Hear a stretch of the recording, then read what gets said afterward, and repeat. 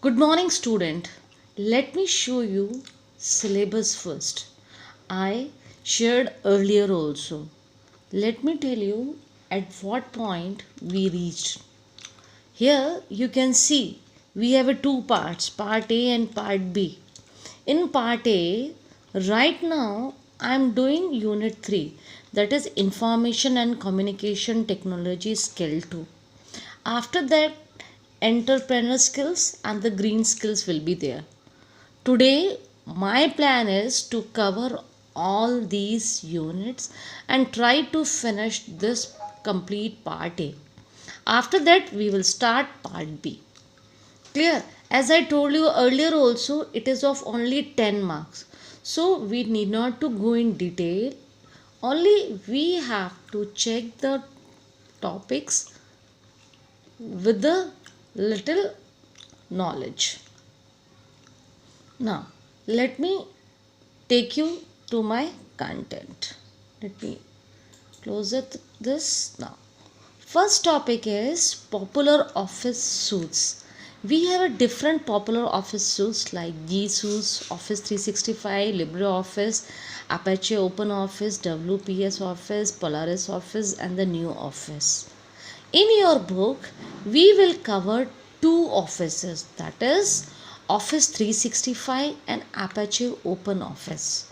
Today, I will show you the look of both the office. Now you can see whatever the content I am showing you, it is of MS Word. You know it how the MS Word look. Let me take you to the OpenOffice. Fine. All program, and this is my OpenOffice. I hope you are able to see. Double click here. In OpenOffice, we have a different name. If I have to make any document, I have to use called OpenOffice Draw. If I have to use Excel, I have to use OpenOffice Calc. If I have to use the database, this OpenOffice base will be used. Now OpenOffice Draw, let me double click this so that you will get a little idea. See, you can see this icon has come. This is the look of my OpenOffice. Don't get panicked by this look. It is so easy. There is a little differences there between the look of Microsoft Office and the OpenOffice.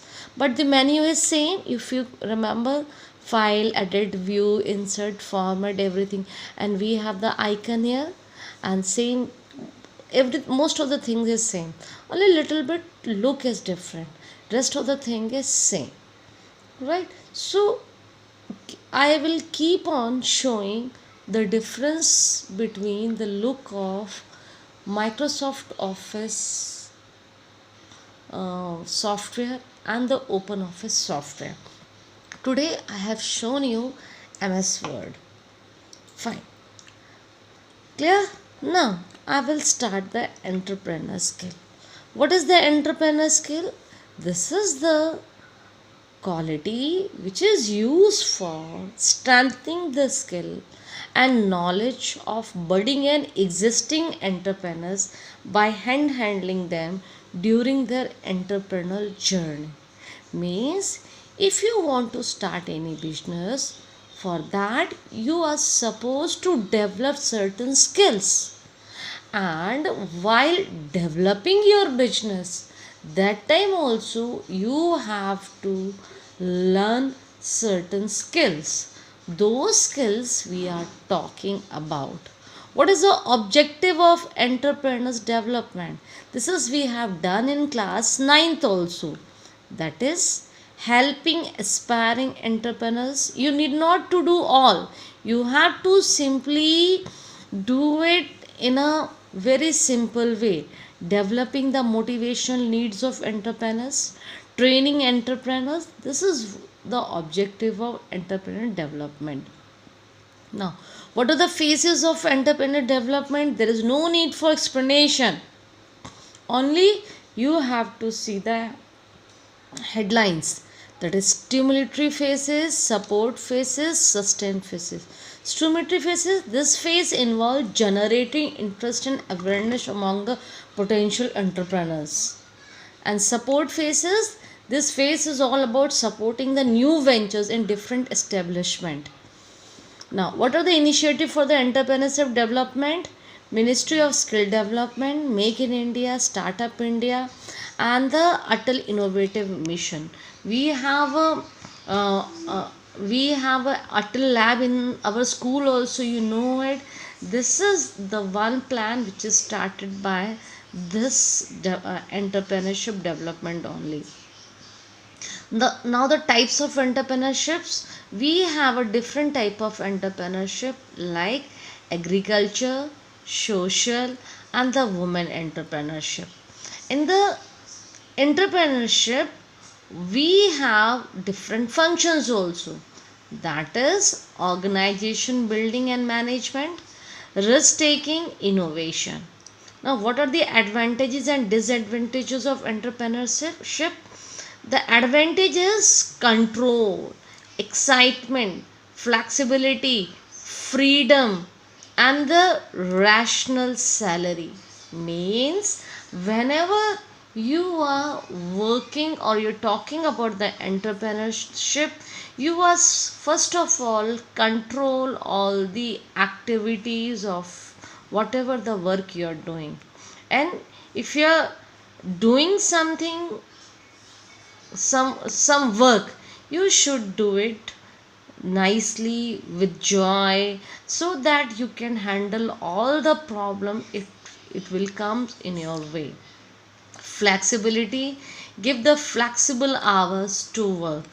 Freedom, employee should get the freedom to design something.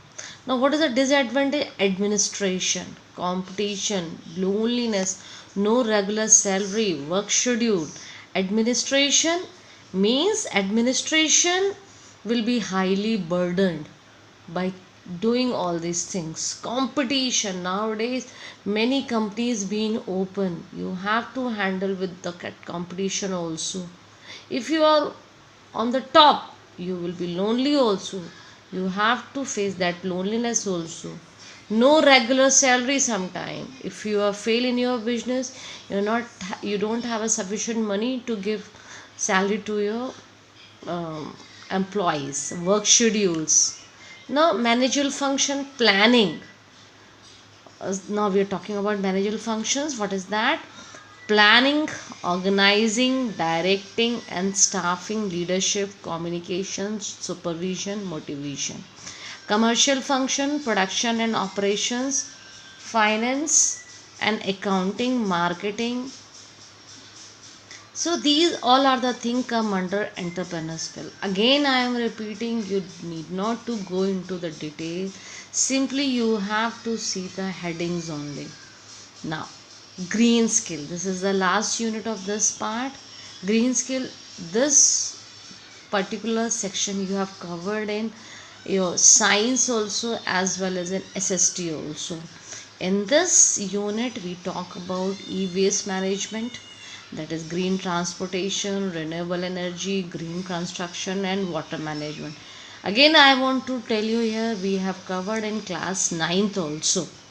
So this is the whole diagram, that how to create our resources properly and how to utilize it properly. Now, main sectors of green economy, e-waste management means we should try to manage our electronic waste, and we should try to cover the, wait, let me make it short so that it will be more clear, green transport. And one second, green transport, as you all know that most of the developed countries using bicycle for transportation. This is such a medium which is very cheap, because no petrol and diesel is usage is there, and it maintain your health also.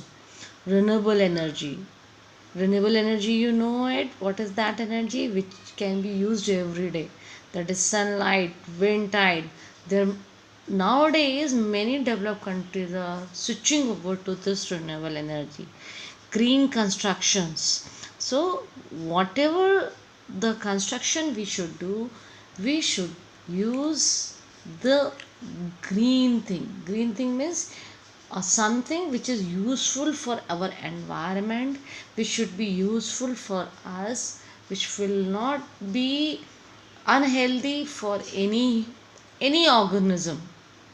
So that's all for today. By this, your part A is completely over. Even I have given you all the notes also. Now it's your turn to submit your notes properly. Goodbye.